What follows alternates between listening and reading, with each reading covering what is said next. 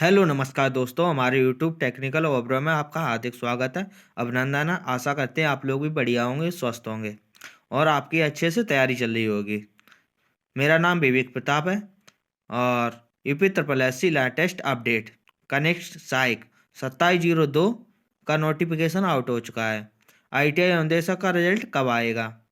जो लोग हमारे चैनल पर नए आए वो लोग चैनल को सब्सक्राइब कर लें और बेल आइकन को जरूर दबाएं, जो कि आपके पास ऑथेंटिक जानकारी पहुंचती रहे और नोटिफिकेशन सबसे पहले आपके पास पहुंचता रहे।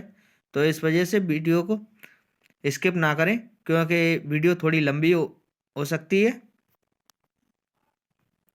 उत्तर प्रदेश अधीनस्थ सेवा चयन आयोग लखनऊ विज्ञापन संख्या 12 परीक्षा 2024 कनिष्ठ सहायक मुख्य परीक्षा। विज्ञापन के प्रकाशन की तिथि 26/11/2024 को नोटिफिकेशन आउट हुआ था। ऑनलाइन आवेदन प्रारंभ 23/12/2024 से स्टार्टिंग हो जाएंगे और ऑनलाइन का अंतिम तिथि 22/1/2025 है। 22 जनवरी 2025 को ऑनलाइन आवेदन बंद हो जाएंगे। शुल्क संयोजन एवं आवेदन से संशोधन की अंतिम तिथि 29/1/2025 है।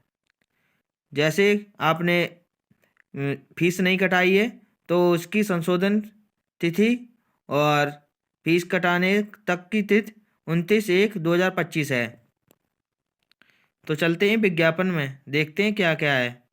उत्तर प्रदेश अधीनस्थ सेवा चयन आयोग लखनऊ के विज्ञापन संख्या 12 परीक्षा 2024 कनिष्ठ सहायक मुख्य परीक्षा उत्तर प्रदेश 2023/12 के अंतर्गत विभिन्न विभागों के नियंत्रणाधीन कनिष्ठ सहायक कुल रिक्त 2702 2568 सामान्य चयन प्लस 134 विशेष चयन पदों का पर चयन हेतु भारत के नागरिकों से ऑनलाइन आवेदन आमंत्रित किए जाते हैं।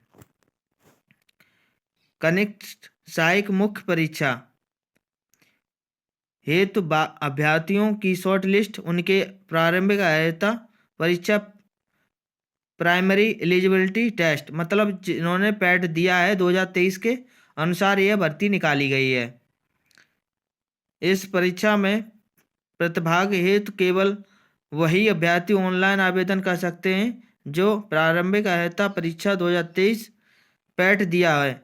जिन्होंने 2023 में पैट दिया है वही अभ्यर्थी इस परीक्षा में भाग ले सकते हैं।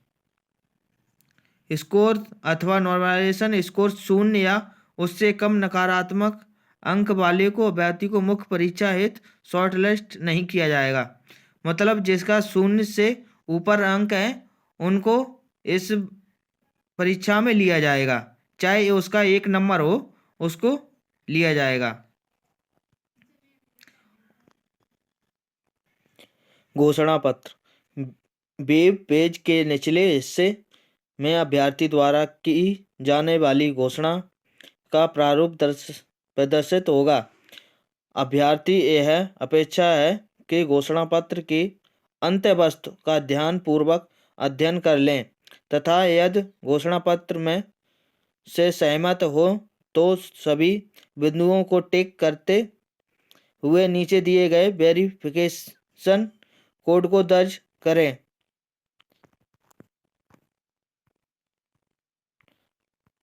देखिए, फीस आवेदन शुल्क अभ्यर्थी से आवेदन के स्तर पर ऑनलाइन आवेदन हेतु मात्र ऑनलाइन प्रक्रिया शुल्क ही लिया जाएगा, जिसका श्रेणीवार विवरण नीचे दी गई तालिका में अंकित है। मुख्य परीक्षा में हेतु शॉर्टलिस्ट किए जाने की दशा शॉर्ट लिस्ट किए गए अभ्यर्थियों द्वारा मुख्य परीक्षा हेतु परीक्षा शुल्क अलग से देय होगा, जिसका भुगतान मुख्य परीक्षा हेतु प्रवेश पत्र डाउनलोड करने से पूर्व किया जाना होगा। मतलब जब आपका एडमिट कार्ड आएगा तब आपसे चार्ज लिया जाएगा। अनारक्षित 25 रुपये फीस है ऑनलाइन। अनपिछड़ा वर्ग की भी 25 रुपये है। अनुसूचित जनजाति की भी 25 रुपये है। अनुसूचित जनजाति की भी 25 रुपये है फीस। आवेदन पत्र में संशोधन। अभ्यर्थी आवेदन शुल्क जमा करने के उपरांत ही अपने आवेदन में संशोधन कर सकते हैं। इसके लिए अभ्यर्थी को वेबसाइट के होम पेज पर एप्लीकेशन सेगमेंट के अंतर्गत दिए गए एप्लीकेशन डैशबोर्ड पर जाकर प्रारंभिक अर्हता परीक्षा 2023 के रजिस्ट्रेशन के माध्यम से लॉगिन करना होगा। लॉगिन करने के उपरांत अभ्यर्थी को संबंधित विज्ञापन के सामने प्रदर्शित मॉडिफाई एप्लीकेशन बटन क्लिक कर वेरिफिकेशन को दर्ज करना होगा। तदुपरांत अभ्यर्थी के रजिस्टर्ड मोबाइल नंबर ईमेल पर एक OTP वन टाइम पासवर्ड जाएगा। इस OTP को सबमिट करने पर अभ्यर्थी का भरा हुआ फॉर्म प्रदर्शित होगा। अभ्यर्थी द्वारा अपने आवेदन पत्र के निम्नलिखित विवरण को संशोधित किया जा सकता है। उक्त अतिरिक्त अभ्यर्थी को आवेदन में किसी अन्य विवरण को संशोधन करने की अनुमति नहीं दी जाएगी। नाम में वर्तमानी की गलती, पिता पति के नाम में वर्तमानी की गलती, पत्राचार का पता, अन्य व्यक्तिगत जैसे विवरण जैसे EWS एवं क्षैतिज आरक्षण श्रेणी DFF एक्स सर्विसमैन PH उत्कृष्ट खिलाड़ी आदि, जात की श्रेणी अनुसूचित जात, अनुसूचित जनजाति, अन्य पिछड़ा वर्ग, लिंग या जेंडर, आवेदन अनिवार्य अधिमानी अर्हता संबंधी दर्ज किया गया है। कुल विज्ञापित पदों की संख्या व उनके सापेक्ष लंबवत आरक्षण विवरण, विभाग का नाम, पदनाम, लेवल, वेतन ग्रेड। देखिए, राज्य कर आयुक्त कार्यालय के वेतन है 2100, न्यूनतम वेतन 21,700, वेतन अधिकतम 69,100, ग्रेड पे 2000। इनकी जनरल की सीट है 454 और अनुसूचित जाति की 228, अनुसूचित जनजाति की 14, अन्य पिछड़ा वर्ग की 304, आर्थिक रूप से कमजोर वर्गों की EWS की 111, कुल पद 1111 स्थायी हैं। दूसरे में देखते हैं खाद्य एवं रसद विभाग आपूर्ति शाखा, लेवल वेतन न्यूनतम 5200 है, न्यूनतम अधिकतम 2020, वेतन ग्रेड 1 ग्रेड पे 2000 रुपये है। इनकी सीटें 108 हैं जनरल की, और SC की 72 सीटें और ST की 4 सीटें और OBC की 58 सीटें। कमजोर रूप से आर्थिक कमजोर वर्ग रूप से 26 सीटें, कुल 268 सीटें हैं।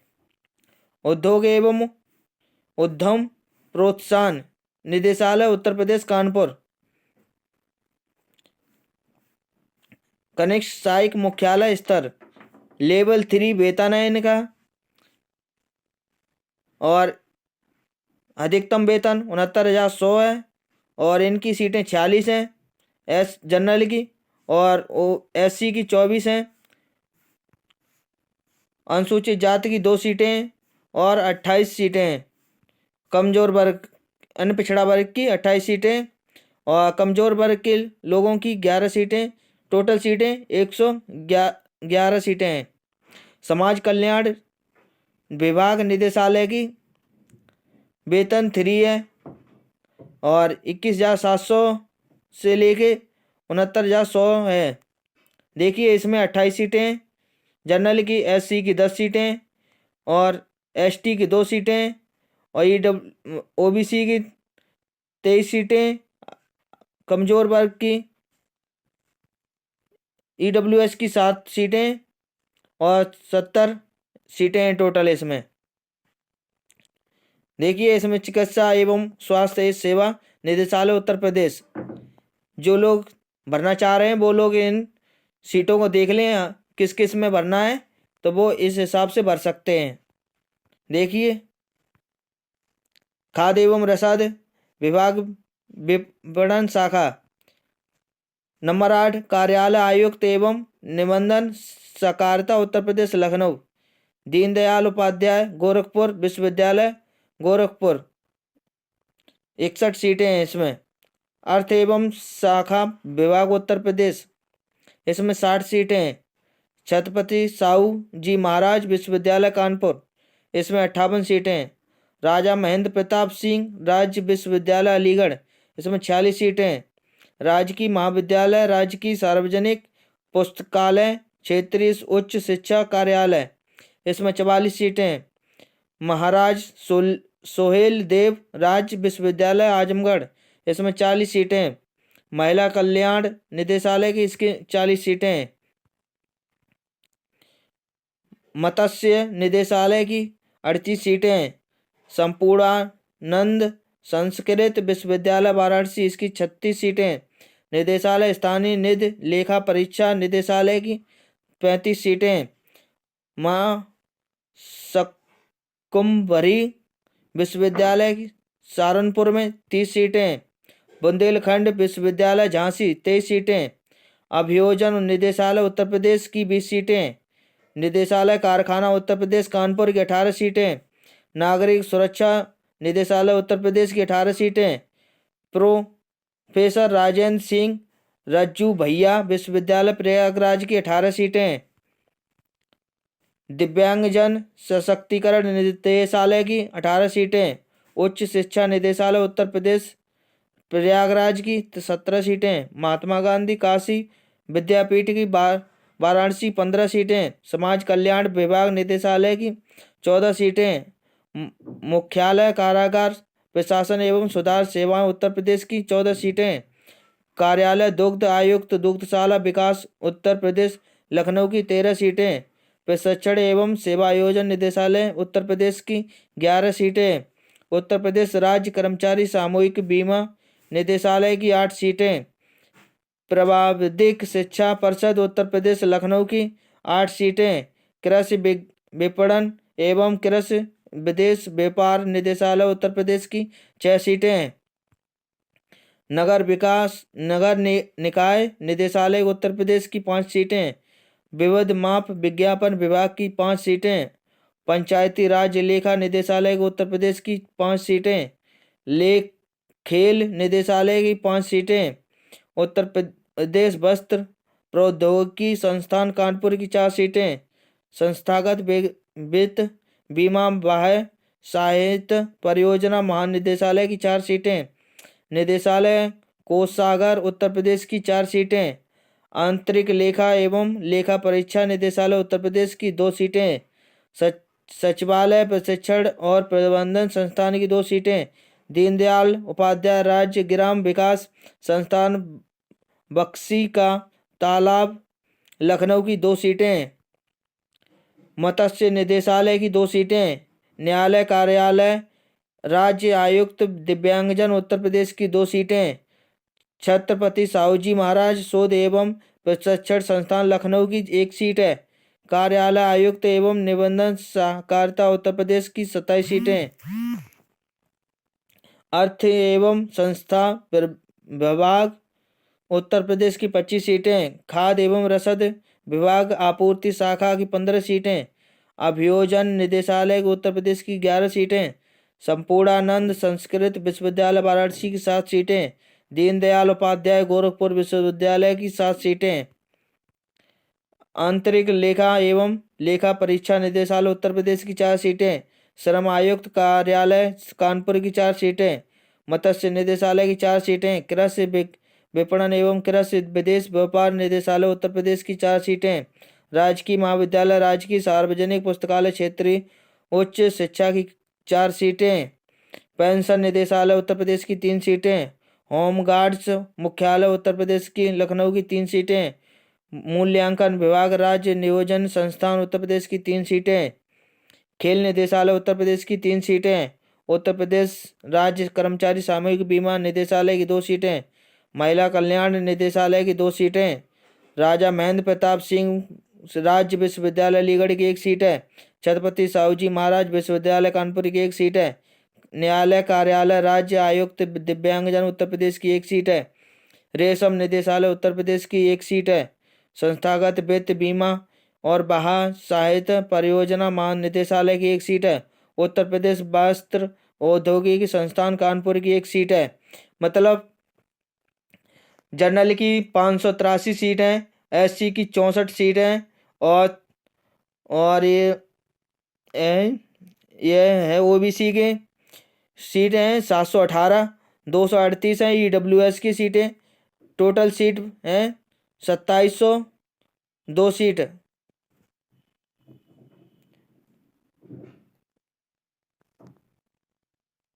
सॉरी मिस्टेक हो गई है। जनरल की 1099 सीट है, एससी की 583 सीट है, और एसटी की 64 सीटें हैं, ओबीसी की 718 सीटें हैं, और ईडब्ल्यूएस की 238 सीटें हैं। टोटल 2702 सीटें हैं, 2702 सीटें हैं टोटल।